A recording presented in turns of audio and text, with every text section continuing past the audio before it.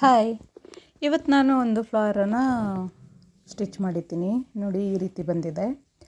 ಅಲ್ಲಿ ಹ್ಯಾಂಗಿಂಗ್ ಬಂದುಬಿಟ್ಟು ತುಳಿ ಫ್ಲವರನ್ನು ಮಾಡಿದ್ದೀನಿ, ಮೇಲ್ಗಡೆ ರೋಸ್ ಫ್ಲವರ್ ಎರಡೂ ಸೇರಿಸಿ ಅವಳಿಗೆ ರೆಡಿ ಆಗ್ತಿರೋ ಔಟ್ಫಿಟ್ಗೆ ಮ್ಯಾಚ್ ಆಗೋ ಥರ ಮಾಡಿದ್ದೀನಿ. ತುಂಬ ಬ್ಯೂಟಿಫುಲ್ಲಾಗಿ ಬಂದಿದೆ. ತುಂಬ ಇಷ್ಟಪಟ್ಟು ಹಾಕ್ಕೊಳ್ತೀನಿ ಅಂತ ಗೊತ್ತಿದ್ಲು. ಇದು ಹೇಗೆ ಮಾಡೋದು ಅಂತ ಹೇಳಿದರೆ, ಒಂದು ಕಾರುಲ್ಲ ಶೇಪಲ್ಲಿ ನೀವು ಪಟ್ಟಿಯನ್ನು ಹೇಗೆ ತೊಗೊಳ್ತೀರಲ್ಲ ಅದೇ ರೀತಿಯಲ್ಲಿ ಸ್ಟಾರ್ಟಿಂಗ್ ಮತ್ತು ಎಂಡಿಂಗಲ್ಲಿ ಬಾರೀಕ್ ಬರುವ ಹಾಗೆ ಕಟ್ ಮಾಡಿಕೊಂಡು ಬೇಸನ್ನು ರೆಡಿ ಮಾಡ್ಕೊಳ್ಬೇಕು. ಈ ರೀತಿ ಒಂದು ರೌಂಡ್ ಸ್ಟಿಚ್ ಹಾಕಿ ಟರ್ನ್ ಮಾಡಲಿಕ್ಕೆ ಸ್ಪೇಸ್ ಇರೋ ಹಾಗೆ ಈ ರೀತಿಯಲ್ಲಿ ಸ್ಟಿಚ್ ಮಾಡಿಕೊಂಡು ಟರ್ನ್ ಮಾಡ್ಕೊಳ್ಬೇಕು. ಟರ್ನ್ ಮಾಡ್ಕೊಂಡ್ಮೇಲೆ ಬೇಸ್ ರೆಡಿ ಆಗುತ್ತೆ. ಈ ಬೇಸಿಗೆ ತಕ್ಕ ಹಾಗೆ ಈಗ ಕಾಣ್ತಾ ಟರ್ನ್ ಮಾಡಿದ ಮೇಲೆ ಇಲ್ಲಿ ಸಣ್ಣ ಹೋಲ್ ಇದೆಯಲ್ಲ, ಇದು ಸ್ಟಿಚ್ ಮಾಡಿ ಕ್ಲೋಸ್ ಮಾಡ್ಕೊಳ್ಬೇಕು. ಹಾಗೆ ನಾನು ಆಲ್ರೆಡಿ ತೋರಿಸಿದ ಹಾಗೆ ನೆಕ್ಕು ಏನು ಪೈಪಿಂಗ್ಗೆ ಯಾವ ರೀತಿ ಕ್ಲಾತ್ ಕಟ್ ಮಾಡ್ತೀವಿ ಅದೇ ರೀತಿ ಕ್ಲಾತನ್ನು ಕಟ್ ಮಾಡ್ಕೊಳ್ಬೇಕು ಅನ್ನಲ್ಲ. ನೋಡಿ, ಈ ರೀತಿ ಇರುತ್ತೆ ಸ್ಟಾರ್ಟಿಂಗ್ ಮತ್ತು ಎಂಡಿಂಗು. ತುಂಬ ಬಾರೀಕಾಗಿರುತ್ತೆ. ಅದನ್ನು ಈ ರೀತಿಯಲ್ಲಿ ಫೋಲ್ಡ್ ಮಾಡ್ಕೊಳ್ಬೇಕು. ಮೊದಲೇ ನೀಟಾಗಿ ಫೋಲ್ಡ್ ಮಾಡಿಕೊಂಡು ರೆಡಿ ಇಟ್ಕೊಳ್ಬೇಕಾಗುತ್ತೆ. ಎಕ್ಸ್ಟ್ರಾ ಕ್ಲಾತ್ ಏನಾದರೂ ಇದ್ದಿದ್ದರೆ ಅದನ್ನು ಕಟ್ ಮಾಡಿ ತೆಕ್ಕೊಳ್ಬೇಕು. ಈಕ್ವಲ್ ಆಗಿ ಸ್ಟಿಚಿಂಗ್ ಬರೋ ಹಾಗೆ ನೋಡಿಕೊಂಡು ನೀಟಾಗಿ ರೆಡಿ ಇಟ್ಕೊಳ್ಬೇಕು.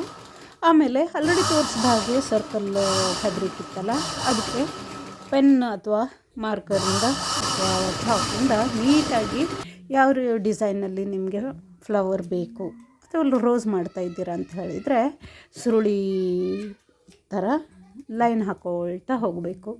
ಈ ರೀತಿ ಲೈನ್ ಹಾಕ್ಕೊಂಡು ಈಕ್ವಲ್ ಆಗಿ ಇರೋ ಹಾಗೆ ಲೈನ್ ಹಾಕ್ಕೊಂಡು ನೀಟಾಗಿ ರೆಡಿ ಇಟ್ಕೊಳ್ಬೇಕು. ಆಮೇಲೆ ಅದೇ ಲೈನ್ ಮೇಲೆ ನಾವು ಸರ್ಕಲಿಂದ ಸ್ಟಾರ್ಟ್ ಮಾಡಿ ಸ್ಟಿಚಿಂಗ್ ಸ್ಟಾರ್ಟ್ ಮಾಡಬೇಕು. ಒಂದು ನೆನಪಿರಲಿ, ನಾನು ತುಂಬ ಸಣ್ಣ ಹೂ ಮಾಡ್ತಾ ಇರೋದ್ರಿಂದ ನೋಡಲಿಕ್ಕೆ ಸಣ್ಣ ಅನಿಸಿದ್ರೂ ಕೂಡ ಸುಮಾರು ದೊಡ್ಡ ಆಗಿದೆ. ಸ್ಟಿಚಿಂಗ್ ಸ್ವಲ್ಪ ಟಫ್ ಆಗುತ್ತೆ, ಸ್ವಲ್ಪ ಲೇಟ್ ಆಗುತ್ತೆ. ಟಫ್ ಮೀನ್ಸ್ ಡಿಲೇ ಆಗುತ್ತೆ. ಅದ್ರ ಸಲುವಾಗಿ ನೀಟಾಗಿ ಹೋಲ್ ಫ್ಯಾಬ್ರಿಕ್ ಕಂಪ್ಲೀಟ್ ಆಗೋವರೆಗೂ ಅಥವಾ ಬೇಸ್ ಇದೆಯಲ್ಲ ಅದು ಫುಲ್ ಆಗೋವರೆಗೂ ನೀಟಾಗಿ ಸ್ಟಿಚ್ ಮಾಡ್ಕೊಳ್ತಾ ಹೋಗಬೇಕು. ಸ್ಟಿಚ್ ಮಾಡುವಾಗ ನೆನಪಿಟ್ಕೊಳ್ಳಿ, ಆಲ್ರೆಡಿ ಸ್ಟಿಚ್ ಮಾಡಿ ಇರುವಂತಹ ಫ್ಯಾಬ್ರಿಕ್ ಸೂಜಿಗೆ ಸಿಕ್ಕೋಬಿಡತ್ತೆ. ಸ್ಲೋ ಆಗಿ ನೀಟಾಗಿ ಸ್ಟಿಚ್ ಮಾಡ್ಕೊಳ್ಬೇಕಾಗತ್ತೆ. ರೋಸ್ ಫ್ಲವರ್ ಆಗಿರೋದ್ರಿಂದ ಅಲ್ಲೇ ಟರ್ನ್ ಆಗಿ ಸುಳಿ ಬಂದುಬಿಡತ್ತೆ. ಆಮೇಲೆ ಎಲ್ಲ ರೆಡಿ ಆಗಿದ್ಮೇಲೆ ಹೂ ಸ್ವಲ್ಪ ಫ್ಲವರ್ ಏನಾಯಿತು, ಹೈಟ್ ಆದಂಗೆ ಫೀಲ್ ಆಯಿತು ನನಗೆ.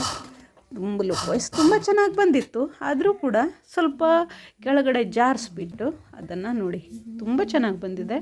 ಸ್ವಲ್ಪ ಹೈಟ್ ಜಾಸ್ತಿ ಆಯಿತು ಅನಿಸ್ತು. ಆಮೇಲೆ ಸರಿ ಮಾಡಿಕೊಂಡೆ. ಯಾವ ರೀತಿ ಅಂತ ಹೇಳ್ತೀನಿ ತಡೀರಿ.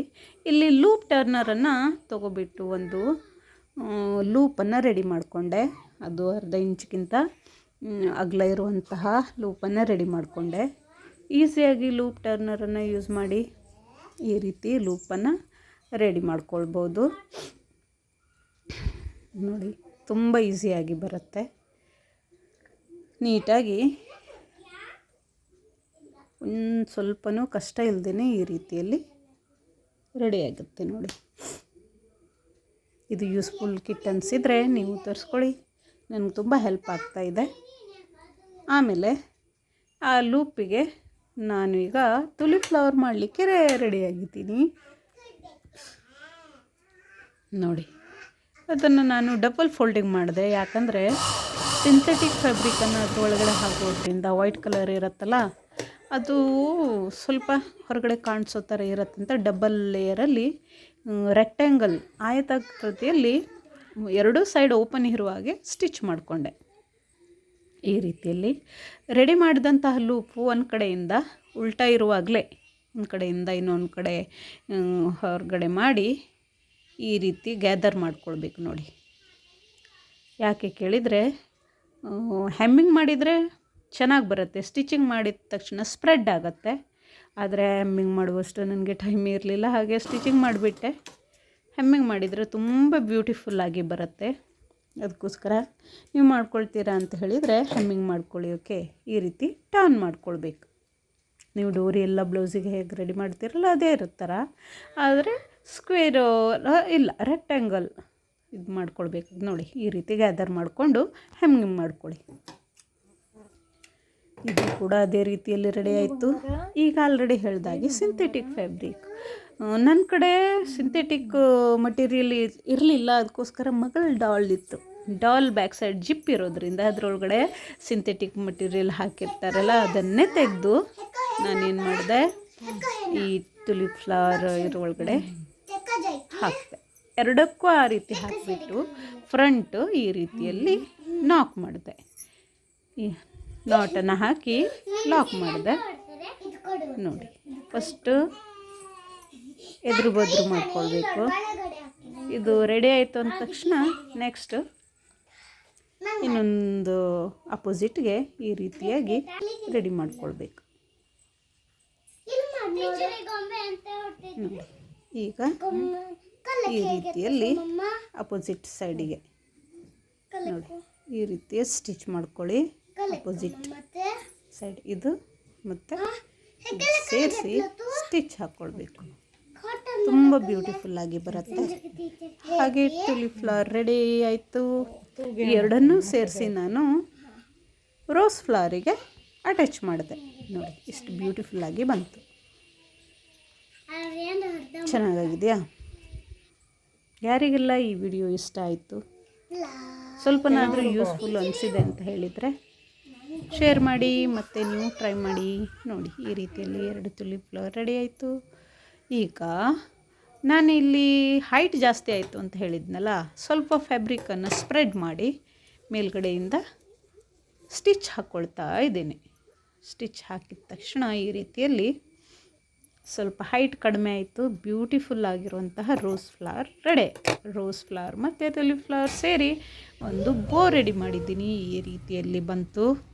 ತುಂಬ ಬ್ಯೂಟಿಫುಲ್ಲಾಗಿ ಬಂತು. ಮಕ್ಕಳಿಗಂತೂ ಹೇಳಿ ಮಾಡಿಸಿದಂತಹ ಹೇರ್ ಆಕ್ಸೆಸರೀಸ್ ಇದು. ನೀವು ಟ್ರೈ ಮಾಡಿ. ಓಕೆ, ಎಷ್ಟು ಬ್ಯೂಟಿಫುಲ್ಲಾಗಿ ಬಂದಿದೆ ಅಲ್ವಾ?